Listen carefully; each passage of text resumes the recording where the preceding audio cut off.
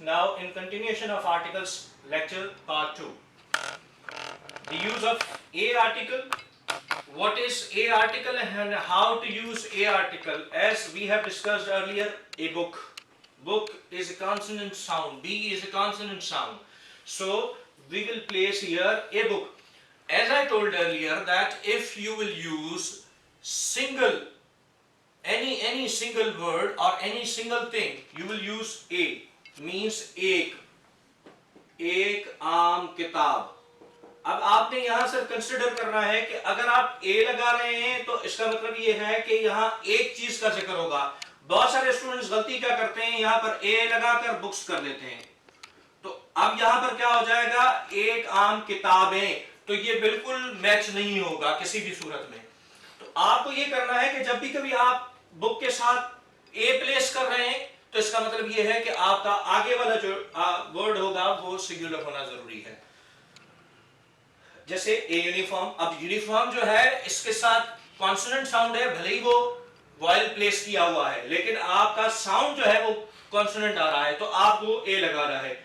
इसी तरह से ये वाला ईयर देखें कि ए ईयर, वाई वाला ईयर जो है वो ए उठाएगा और वो जो कान वाला ईयर है वो एन उठाता है. जो एन उठाएगा वो कान वाला ईयर ई ए आर होता है.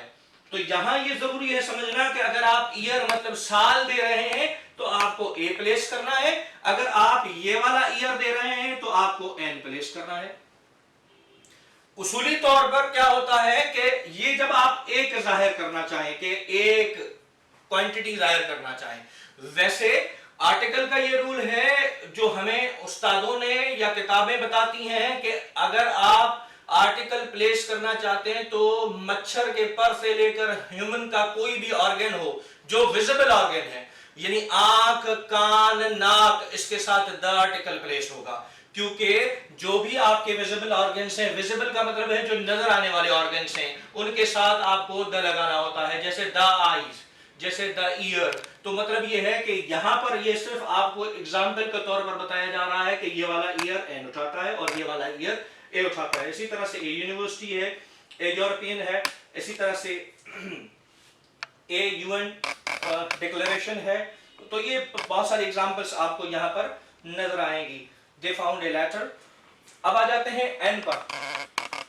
यहां पर अगर आप देखेंगे an application, an honest man, an umbrella, an onion, an ox, an occasion, an FM, an MA और एन एक्सरे. ये सारे वॉइल साउंड दे रहे हैं. अब ये लोग परेशान होते हैं कि सर वॉइल साउंड क्या है और वॉइल वर्ड क्या है या लेटर क्या है. देखिए जहां पर भी मैंने पहले कहा कि आपको क्लियर करता हुआ चलूं कि जहां पर आपको ए यानी अलिफ की आवाज उर्दू में महसूस हो तो वहां पर आप एन प्लेस करेंगे, लेकिन ये भी जाहिर करेगा किसी भी एक चीज को. एक आम. अब लोग कहते हैं सर एक आम का मतलब क्या है. मैं जैसे कि अगर लिखूं आई हैव ए बुक और इसी तरह से मैं लिखूं आई हैव वन बुक, तो इन दोनों में फर्क क्या होगा. इन दोनों में फर्क ये होगा कि मेरे पास एक आम किताब है, यहां पर ये बताएगा ये कोई खास किताब नहीं है, यानी ये नॉन पर्टिकुलर कर देगा उसको, लेकिन ये जाहिर नहीं करेगा, ये सिर्फ क्वांटिटी बताएगा कि मेरे पास एक किताब है, इसका ताल्लुक आम और खास से नहीं है.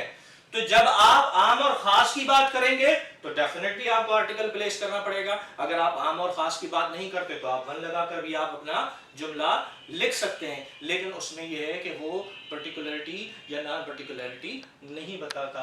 ये थोड़ा सा जो इंट्रो था ये ए और एन के बारे में था. अब इंशाल्लाह आपको नेक्स्ट वीडियो में जो है वो डेफिनेट आर्टिकल के रूल्स करवाए जाएंगे ताकि आपको पता लगे कि हम डेफिनेट आर्टिकल्स कहाँ प्लेस करते हैं या डेफिनेट आर्टिकल का प्लेसमेंट जो है वो कहाँ नहीं भी होता है, और जहाँ आर्टिकल नहीं लगना होता वहाँ प्लेस कर देते हैं. तो देखते रहिए हमारा चैनल और इंशाल्लाह हम आपको मज़ीद वीडियोस के लिए सब्सक्राइब कीजिए. द साकी इंस्टीट्यूट ऑफ कम्युनिकेशन का जो यूट्यूब पेज है उसको, यूट्यूब का पेज है उसको भी देखिए, और साकी का अपना ऑफिशियल पेज है उस पर आप ज़रूर देखते रहें. ये सारी वीडियोज़ इंशाल्लाह प्लेस होंगी. Thank you.